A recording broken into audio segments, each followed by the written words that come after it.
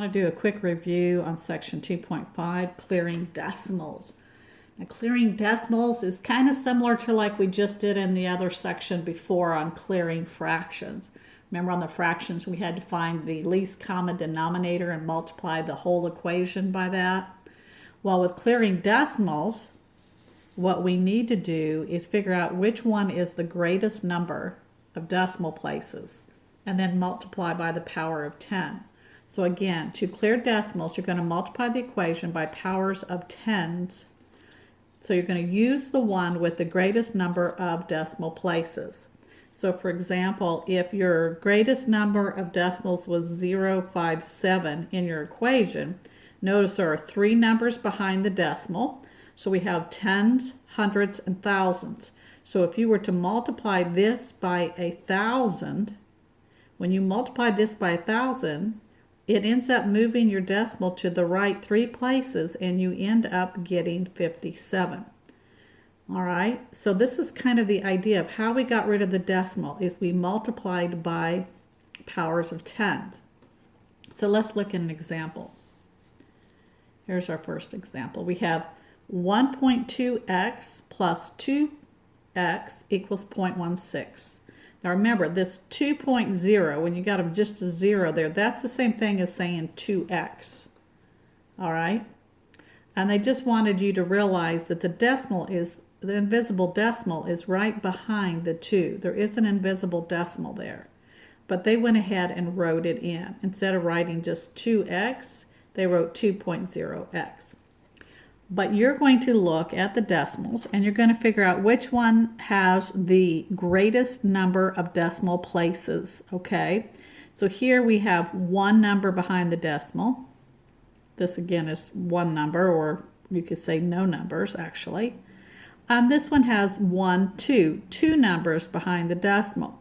So this is going to be my tens and hundreds place.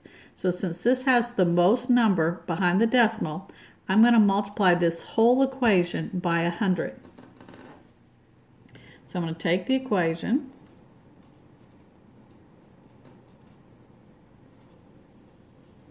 multiply it by hundreds, okay? Because there's two numbers behind the decimal. That was the greatest number. So when I take 100 times 1.2, all that's doing is moving my decimal to the right two places. All right, so if I take 1.2x, right, 1.2, and I move it over one place, two places, move that decimal over two places, I need to add a 0. So that's going to be 120x plus, again, this is 2, and so since it's 2 point, I'm going to move my decimal over two places, 1, 2, this becomes 200x. And then this one here is 0.6.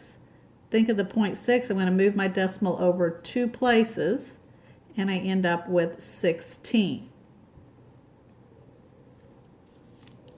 Now we have an equation, and there are no more decimals. We have cleared the decimals. We're ready to solve. So 120x plus 200x gives me 320x, because they're like terms, I can combine them.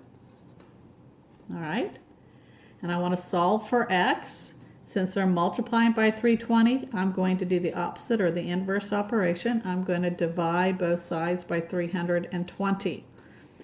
320 divided by 320 gives me 1x, and now I have 16 divided by 320.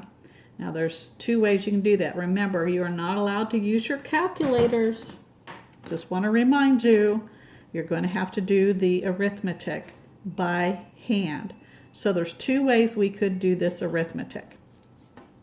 I'm going to put it down here so that you can see the two different ways that I'm going to do the arithmetic here of the 16 and the 320. I could look at this as 16 times 1 and 16 times 20, because I know that 2 times 16 is 32. So if I break that down, then these cancel out and I'm left with 1/20. So my answer could be 1/20, or the other way, that's if I want to leave it as a fraction. But since I started off with a decimal, I would probably write your answer in a decimal. So if I want to find out what the decimal form of 16/20 is, okay, then I could do the decimal form of 1/20 or the decimal form of 16/20. So let's just do it this way. We're going to take 16 divided by 320, and we're going to do the longhand division. Remember, our decimal is here, so I'm going to bring my decimal straight up. 320 will not go into 16, so I'm going to add a placeholder. 320 will not go into 160, all right? So I'm going to add another decimal, or 0, excuse me. Will 320 go into 1600? Well, I know that 320, if I test this out, I could take it times 2, take it times 3, and figure it out. When I do that, if I take 320 times 5, well, 5 times 0 is 0, 5 times 2 is 10, 3 times 5 is 15, plus 1 is 1600. That's what I wanted. So 320 times 5 gives me this 1600. So our answer is 0.05. So you would write 0.05. Your answer can either be 1/20 or 0.05. Now, if again, since they started with decimals, I would go ahead and write your answer as a decimal. If they're using fractions, I would write your answer as a fraction, unless the directions specifically ask you to do something else. You could have done the 1/20 instead of dealing with the 16th. If you realize it was 1/20, you could take 1 and divide it by 20. All right, here's my decimal. 20 will not go into 1, so I'm going to add a 0. Well, 20 won't go into 10, so I'm going to, it's 0, so I'm going to add another 0. Will 20 go into 100? Sure, 20 times 5 is 100. And as you can see, that 1/20 is the same thing as 0.05. You get the same answer.